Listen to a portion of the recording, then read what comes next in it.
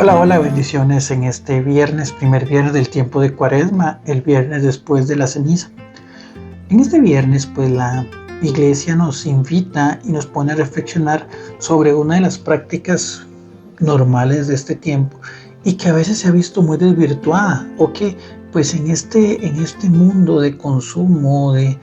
excesiva pues capacidad económica, donde muchos incluso utilizando el dinero que no tienen pues dan rienda suelta a sus deseos en compras, sea de alimentos, de bienes materiales y demás.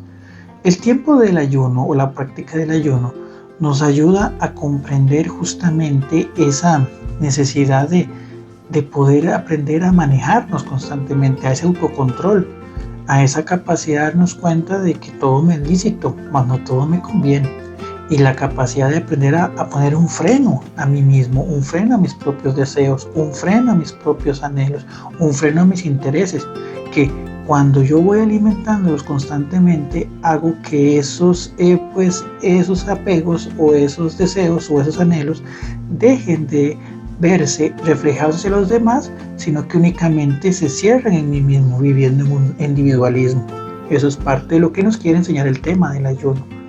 Por otra parte, el ayuno también, pues cuando nos privamos de los alimentos, pues nos damos cuenta de nuestra propia fragilidad como seres humanos. Inclusive a veces cuando es una hora lo que nos atrasa de la hora que normalmente comemos, ya sentimos un dolor estomacal, sentimos que nos falta algo, inclusive somos capaces hasta de perder el buen humor, nos ponemos de mal humor cuando tenemos hambre. Y eso nos enseña que somos seres frágiles y que tenemos muchísimas debilidades, que algo tan sencillo, pero también necesario, como lo es el alimento, pues nos puede sacar hasta lo peor de nosotros. De hecho, pues hay una película en Netflix bastante fuerte, no recomendable para todo público, que se llamaba El Hoyo, donde se ve justamente eso, cómo desde la ambición de muchos se puede buscar en detrimento del bien de todos y por consecuente los problemas, dificultades y violencia que puede generar esa desigualdad.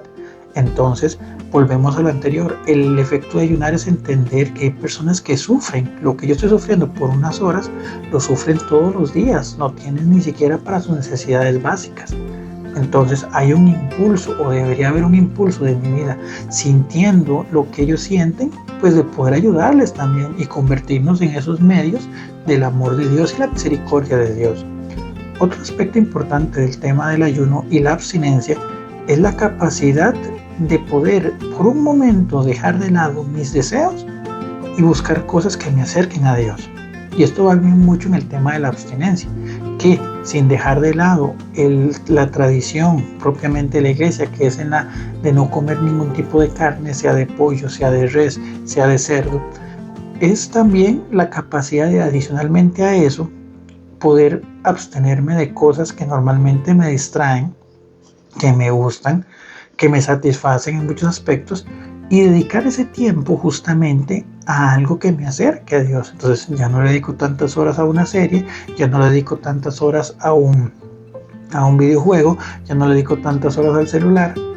y ese ratito pues lo uso para leer un texto, leer la Biblia o algún libro espiritual, para ayudar más en mi casa, para compartir con mi familia, para poder hacer alguna obra de bien, para poder ir a misa entre semana, cuando yo normalmente lo que hago es ir a misa pues fines de semana, porque entre semana se me complica mucho. En fin, hacer cosas que me acerquen más a Dios, porque ese es el objetivo, porque al final la abstinencia o el ayuno, sin esa oportunidad de acercarme a Dios y acercarme a los demás, es simple y sencillamente dieta. Entonces, hoy el ayuno que se nos propone, pues obviamente en las capacidades, y hoy de manera particular recordemos que el Papa Francisco nos invitaba en esta Cuaresma a ayunar por la situación del mundo, para que haya paz en el mundo, para que recordemos que a veces los que sean de esas decisiones tal vez megalomaníacas, esas decisiones de querer yo estar por encima de los demás y demostrarme mejor que los demás, se llevan en el camino a tanta gente inocente, a tanta gente que sufre, a tanta gente que va a padecer carencia de alimentos, que va a padecer carencia de ropa, que va a padecer la pérdida de un ser querido simplemente por el ego y el individualismo de las personas. Entonces, verdaderamente,